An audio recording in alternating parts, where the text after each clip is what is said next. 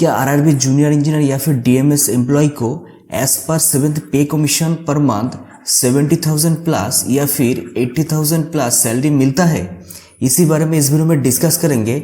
एक latest salary slip आपको दिखाऊंगा, साथ में ये भी डिस्कस करूंगा कि ये सैलरी कैलकुलेशन कैसे होता है, मतलब किस टाइप से आपको सैलरी मिलेगा और किस टाइप से ये कैलकुलेट होगा। So hello and welcome to my channel guys, मेरा नाम है सुखदीप। करंटली इंडियन रेलवेज में as an assistant loco pilot काम कर रहा हूँ। तो ये रहा एक सैलरी स्लिप जो नवंबर 2022 की है। उनको उस महीने ग्रॉस पे जो पेमेंट हुआ था वो 67,000 अप्रॉक्सीमेटली मिला था उनको, और नेट पेमेंट जो अकाउंट में क्रेडिट हुआ था वो 58,400 अप्रॉक्सीमेटली। और डिडक्शन क्या हुआ था, मतलब रिकवरीज क्या हुआ था, 8,511, मतलब 8,511 रुपया उनका रिकवरीज हुआ था। रिकवरीज क्या होता है, डिडक्शन होता है। देखिए, ये देख के ना आपको समझ में नहीं आएगा कि एक्चुअल में सैलरी कैसे कैलकुलेशन होता है या फिर सैलरी कितना मिलता है। ये मैन टू मैन वेरी करता है, ये लोकेशन वाइज वेरी करता है, पोस्ट वाइज वेरी करता है। ठीक है, तो इसके लिए आपको ये डिटेल्स भी समझना पड़ेगा। कुछ बेसिक सा चीज़ है जो मैंने हाइड किया है, पर्सनल चीज़ें जो आपके कोई काम का नहीं है। देखिए, ये एक जूनियर इंजीनियर या फिर डीएमएस का सैलरी स्लिप है कि नहीं, ये कैसे पता चलेगा। इधर डेजिग्नेशन लिखा है डीएमएस एंड डिपार्टमेंट दिया है स्टोर। ये देख के ना बहुत लोगों को लगेगा कि ये जेई तो नहीं है, तो ये जेई का सैलरी स्लिप मैंने क्यों ऐसा बोला। देखिए, जो लास्ट रिक्रूटमेंट हुआ था जूनियर इंजीनियर का, उसका एक नोटिफिकेशन का स्क्रीनशॉट आपको दिखा रहा हूँ। नोटिफिकेशन नंबर ये आप गूगल में सर्च करेंगे तो आपको पता चल जाएगा क्या रिक्रूटमेंट हुआ था। एक ही साथ junior engineer IT, depot material superintendent, chemical and metallurgical assistant यानी सीएमए। देखिए, इधर डीएमएस रिक्रूटमेंट हुआ था। एक ही साथ ये रिक्रूटमेंट होते हैं क्योंकि ये सब लेवल 6 की जॉब है और जो क्वालिफिकेशन है वो भी सेम है। देखिए, इधर बाकी जो जूनियर इंजीनियर पोस्ट का है उस पोस्ट का क्वालिफिकेशन इस साइड लिखा है, और साथ ही साथ डिपोट मटेरियल सुपरिंटेंडेंट जो पोस्ट है इस पोस्ट का भी क्वालिफिकेशन है। अब चलते हैं टॉपिक की तरफ। देखिए, इनको ये जो सैलरी मिला कैसे मिला वो थोड़ा कैलकुलेशन भी समझ लेते हैं। ड्यूटी डेज कितना है, मतलब वर्किंग डेज कितना है, 30 डेज, मतलब एक भी छुट्टी नहीं लिया, प्रॉपरली पूरा महीने काम किया। इसलिए इस सैलरी स्लिप से आपको एक एग्जैक्ट क्लियर आइडिया मिल जाएगा। बेसिक कितना है इनका, 37,600। देखिए, जो लेवल 6 की जॉब है उसमें बेसिक क्या होता है, 35,400 रुपया। पर ये जो बेसिक है इनका 37,600 इतना ज़्यादा क्यों है, क्योंकि इनका जो ज्वाइनिंग हुआ था सितंबर 2022 में और अभी चल रहा है 2023। तो ये जो 2 साल बीच में गया, मतलब 3 साल, अभी तो साल शुरू हुआ है इसलिए 2 साल मान के चल रहे हैं। 2 साल में एक इनका इंक्रीमेंट हुआ है। कब इंक्रीमेंट होता है, देखिए नेक्स्ट जो इंक्रीमेंट डेट है वो जुलाई 2023, मतलब इनका जो इंक्रीमेंट होता है हर साल 2000 जुलाई में होता है। तो इनका एक इंक्रीमेंट हुआ जुलाई 21 में एक इंक्रीमेंट हुआ, फिर और एक इंक्रीमेंट हुआ जुलाई 2022 में। नेक्स्ट इंक्रीमेंट जुलाई 2023 में इंक्रीमेंट होगा। तो ये जो 2 इंक्रीमेंट हुआ, इस इंक्रीमेंट के वजह से इनका बेसिक इंक्रीज होके 37,600 हुआ। अभी इंक्रीमेंट बेसिक कितना होता है, देखिए जो बेसिक सैलरी है उस सैलरी का 3%, यानी इस सैलरी के साथ अगर आप 0.03 गुना करते हैं तो जितना बनता है लगभग अप्रॉक्सीमेटली 1,000 रुपये के आसपास बनता है। ये इतना इंक्रीमेंट एक इंक्रीमेंट में उनको मिला, मतलब फर्स्ट इंक्रीमेंट में उनको मिला। तो अभी ये जोड़ के जो सैलरी बेसिक हुआ वो बेसिक के ऊपर फिर एक इंक्रीमेंट लगा 2022 जुलाई में, वही 0.03% इंक्रीमेंट लगा। ये मिलके इनका 2 इंक्रीमेंट के बाद अभी सैलरी है 37,600 रुपया। नेक्स्ट डियरनेस अलाउंस यानी डीए करंटली जो इंडियन सेंट्रल गवर्नमेंट में है वो 38% सैलरी है, मतलब डीए है। तो 38% के हिसाब से ये कैसे मिलता है, वही बेसिक के साथ, मतलब इनका जो बेसिक है 37,600, इस बेसिक के साथ ये गुना करना पड़ेगा, मतलब 0.38 अगर आप गुना करेंगे तो ये जो हुआ 14,228, ये है डीए। अभी जो डीए है 30.38 के हिसाब से, मतलब 38% के हिसाब से ये डीए उनको मिला। फिर गया एचआरए, मतलब हाउस रेंट अलाउंस। जो एचआरए है ये कितना मिला इनको? 10,152।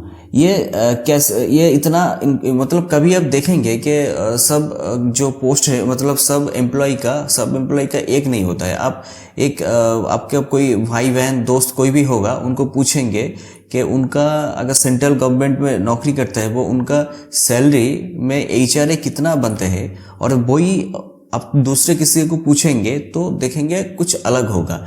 एचआरए किसके ऊपर डिपेंड करता है? देखिए एचआरए डिपेंड करता है वो सिटी के कैटेगरी के ऊपर। अब सब जानते हैं कि city category X Y Z ये तीन ही है। जो एक्स कैटेगरी की सिटी है वो मेट्रोपॉलिटन सिटी होता है, मतलब ये बहुत ही अर्बन होता है, जैसे दिल्ली, फिर कोलकाता, चेन्नई, ये सब सिटी। ये सिटी में सिटी अलाउंस मिलता है 27%, मतलब मैक्सिमम सिटी अलाउंस मिलता है। तो इसी हिसाब से एचआरए भी कैलकुलेशन होगा। कैसे होगा? वही बेसिक 7,600 के ऊपर 27% यानी 0.27% अगर आप गुना करेंगे तो ही 10,152 रुपया बनेगा। तो इस हिसाब से जैसे किसी जो जेड कैटेगरी सिटी में रहेगा उनका इतना नहीं बनेगा, तो इसी हिसाब से एचआरए बनता है। और ट्रांसपोर्ट अलाउंस लास्ट में है टीए। देखिए टीए थोड़ा कैलकुलेशन क्रिटिकल है, ये वो समझाना थोड़ा मुश्किल होगा। तो आप समझिए कि इनका एक्स कैटेगरी सिटी सबसे मैक्सिमम जो अलाउंस अभी 6 लेवल के लिए जितना है वही इनको मिल रहा है। क्योंकि देखिए ये एक्स कैटेगरी सिटी क्यों है?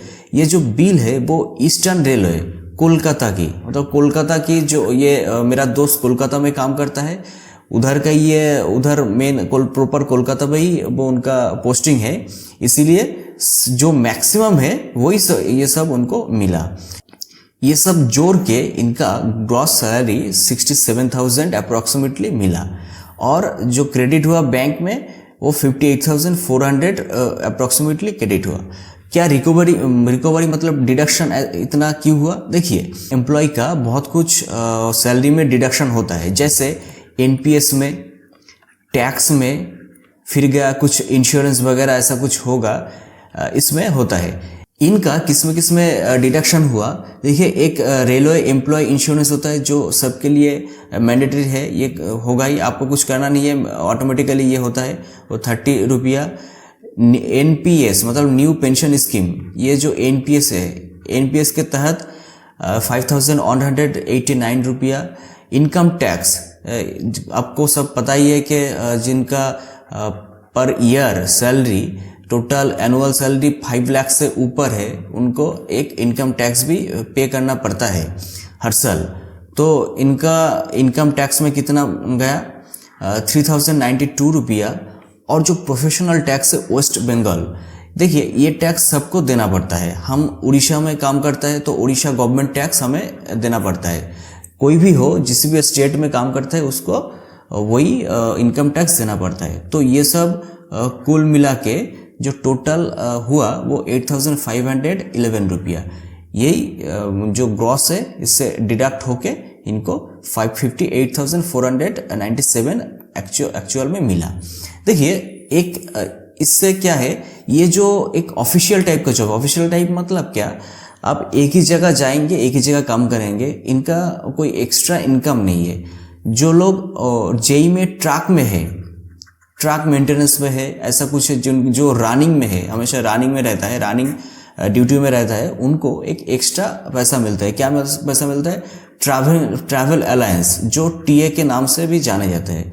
ये मिलता है। क्यों मिलता है? देखिए इनका फॉर एग्जांपल अगर आपका पोस्टिंग किसी भी जेई का पोस्टिंग हुआ भुवनेश्वर में बीबीएस में, तो अगर उनको काम करने के लिए भेजा दूसरे कटक में या फिर दूसरा किसी जगह में, तो उनको आउट स्टेशन में ट्रैवल करने के लिए एक पैसा मिलता है गवर्नमेंट से, जिसको ट्रैवल अलाउंस के नाम से जाने जाते हैं।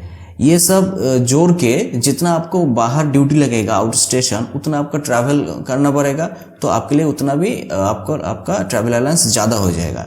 तो अप्रॉक्सीमेटली देखा गया है कि हर मंथ 12,000 से 15,000 या फिर कभी कभी 20,000 ट्रैवल अलाउंस बन जाते हैं। जैसे एक असिस्टेंट लोको पायलट का किलोमीटर अलाउंस बनता है, ऐसे ही जूनियर इंजीनियर जो रनिंग में है उनको ट्रैवल अलाउंस बनता है।